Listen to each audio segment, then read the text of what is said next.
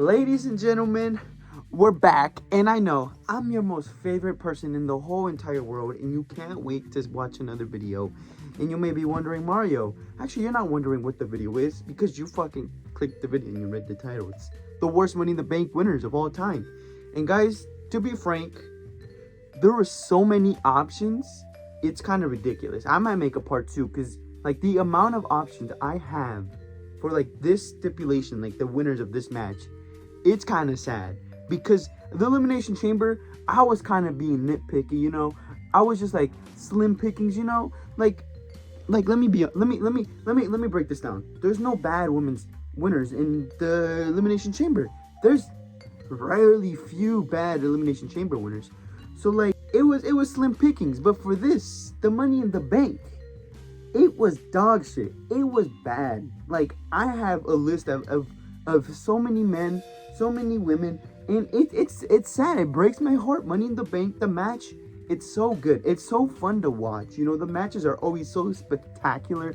Just people falling on their heads and just landing on ladders and, you know, almost dying for the love of the game. It's fun to watch. And who doesn't want to watch? When the winner climbs up and grabs that briefcase, WWE does such a shit job of following up. It's terrorism, guys. Let me be frank. It's terrorism what they do to the winners with the briefcase. Triple H and Vince McMahon, those two, they are single-handedly ruining this stipulation. And you know, Triple H, you know, with the past 2 winners, you did do a good job. Let me show you the latest disaster, like the latest natural disaster that we've seen on national television. Because in 2022, Austin Theory won the Money in the Bank. And like, you know, there's nothing wrong. At the time, they were setting him up to be a main event star. You know, believe it or not, he may be basically a jobber right now, even though he's holding a title. But at the time, 2 years ago, he was set up to be a main event player. You know, he was getting that Vince McMahon rub. This motherfucker, like before I set the scene for what happened in that match, he got bodied by Bobby Lashley. I'm pretty sure he got bodied by Bobby Lashley in the pay-per-view earlier before, and he got stripped away of his title. He got bitched of the title basically. And remember that he lost his United States title. It's really important for what I'm about to say after, because Vince McMahon, his old freaky ass, entered Austin Theory into the match. A match he didn't qualify for. A match that Omos, Seth Rollins, Matt Riddle, my guy Riddick Moss, they all worked their ass off to be in this match, especially Riddick Moss. He deserved to win that. And we get a man that was inserted. He didn't do anything. The build-up was ass. And as soon as Vince McMahon's like, Austin Theory's in this match, we all knew. This shit killed my vibe watching this match. I already knew what was going to happen. Austin Theory was going to win, and he was going to cash in on, I guess, Roman Reigns, because the titles were unified at the time. And Austin Theory is about to be world champion. And oh my gosh, I was so pissed watching this, because I knew who was going to win. I wanted anyone but Austin Theory to win. Anyone but Austin Theory to win. And he won. The briefcase is make or break, you know? Like, I gave him a chance. You know, him holding the briefcase, low-key pretty funny, because he got... As soon as Vince McMahon got added as a freak, guess what? Roman Reigns, he ran his ass down on Raw. He bodied him. He bodied his ass before Cena did it. And it was so fun to watch Austin Theory constantly getting shit on before cashing in. He got knocked out by Tyson Fury. That boy was cursed. He ended it in the worst way possible. Triple H, I want you... Let's, I'm sitting on the floor. Like, sit on the floor, guys. Triple H, everyone, look at me in the eyes. Money in the Bank, you're supposed to cash in on the world title, you know? Solidify yourself, you know? You could fail it, that's fine. John Cena failed it, so, you know? You can recover from failing it. But when you cash in on a mid-card title, that's already bad. A bad idea. You should not be cashing in a Money in the Bank briefcase. A chance where you can cash in at any time, any moment. You cash in on the United States title. A title that you lost, brother. A title that you had a chance for at SummerSlam and you lost, and you all this build up. Him getting knocked the fuck out at Crown Jewel, at SummerSlam, at Clash at the Castle. And you do this. You cash in on the United States title. Not the IC title. Not the NXT title. Not the world title. The 4th top title in all of WWE. So we really wasted a whole ass Money in the Bank year for the United States title. And you didn't even win. You didn't win. Like, it's undoubtedly the worst decision, the worst cash-in, the worst briefcase holder. Just because he cashed in on a mid-card title and failed. And people were like, it's going to make Austin Theory a better character moving on forward. 2 years later, he is in a worse spot. So everything that happened was a waste of time.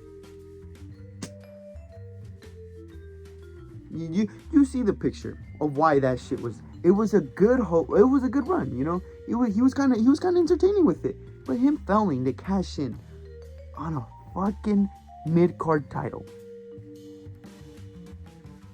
Let's go reverse chronological order, because after that I have Nikki ASH.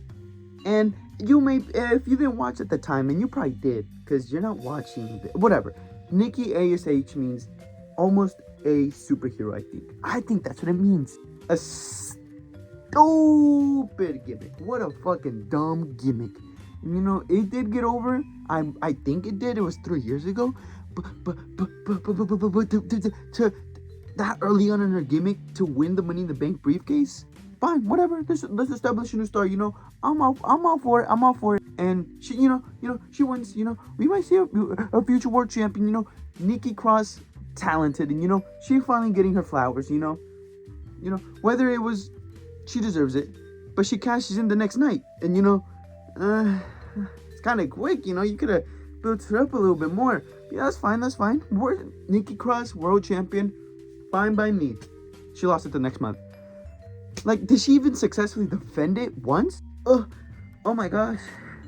Oh my gosh. Brother, it's just another, I just led to another truly Charlotte Flair title reign. Oh, are we serious? Like, we couldn't have had someone else, like a fucking Zelina Vega? I'm sure she was in the match. I don't remember the contestants, but like, we for real? Like we're gonna have Nikki Cross drop the title a month after?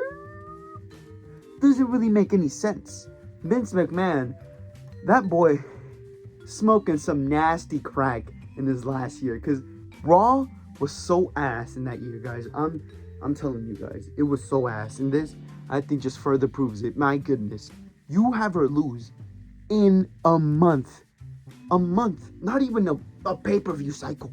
She lost it right away. It was so stupid. Oh my god. And she was the worst part of the triple threat at SummerSlam between Rhea Ripley, Charlotte, and herself, Nikki Cross. How?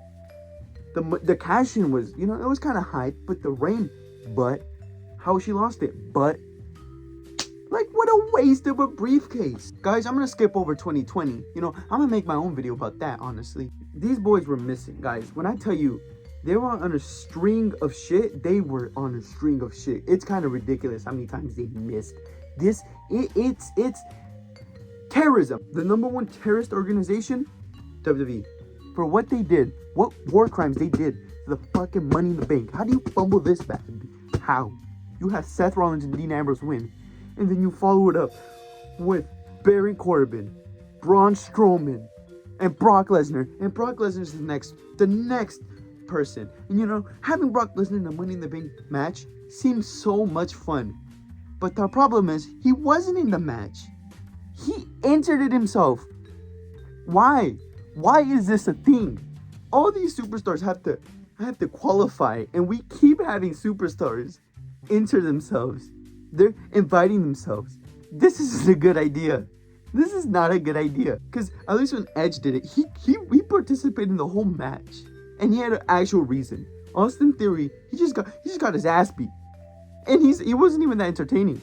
You know, Edge did get his ass beat, but you know, at least Edge was good. And Brock Lesnar, he didn't even compete. Like, what? Like, Edge at least beat up someone. He's like, someone has to replace him. That's me. This doesn't make any sense. You had one of the best matches of all time. And you had Brock Lesnar win. You had Andrade, Ricochet, I think, fucking Randy Orton, Finn Balor, Mustafa Ali. Mustafa Ali was supposed to win. He was my fucking dog. And you have Brock Lesnar. This man, this guy can win a world title without a Money in the Bank briefcase. The Money in the Bank briefcase is supposed to have a superstar have an opportunity that they usually never get, like Edge did, like fucking even Jack Swagger. He would have never had a chance before this. Fucking Rob Van Dam, CM Punk, they all launched themselves into superstardom. And you know, the video before I did say, you know, you do need the top stars to establish them, but like when you do it in a way like this, it's so stupid. At least John Cena competed through the whole fucking thing. Brock Lesnar ran through the whole field. Mustafa Ali was supposed to win, and Brock Lesnar, this big back fucking man, ruined it for my fellow king, Mustafa Ali, my man from Chicago, the greatest thing to come from Chicago, and you ruin it. There are so many people you could have had won, and Brock Lesnar won. Like 2019, one of the worst years for WWE history. And you know, the briefcase thing after was kind of funny, but that's not enough, because at least have Brock Lesnar be in the whole match. You know how much fun that would have been? Brock Lesnar in a ladder match, in a Money in the Bank match? The chaos that would have ensued. But no, you do this bullshit booking. It sucks. It sucked. I just want to give a quick shout out to Damien Sandow. You know, he had a great win at the ladder match. You know, a match full of heels, and he won. You know, everyone was excited for him to be champion. You know, John Cena had just come back from injury. You know, he just beat Alberto Del Rio Hell in the Cell 2013 to become world champion. And you know, he comes out, promo, Damien Sandow, he runs him down, and then beats his ass. He beats John Cena's ass. He starts whooping him and beating him down, and he cashes in. And loses.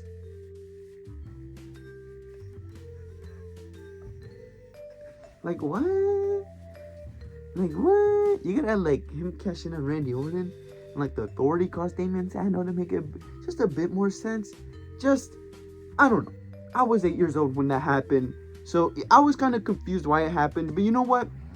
I'm not gonna go run down because I didn't watch it live, and I don't give a shit enough to fucking watch it back. But I do remember the match being super engaging, because at the time I would have died for John Cena.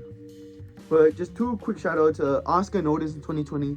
I'll make my own video on that and how fucking weird that was. But besides that, guys, I hope you guys enjoyed the video. I hope the winners this year are good. I don't have a good feeling about the men's, but if the man that I think wins, is it a fucking fly?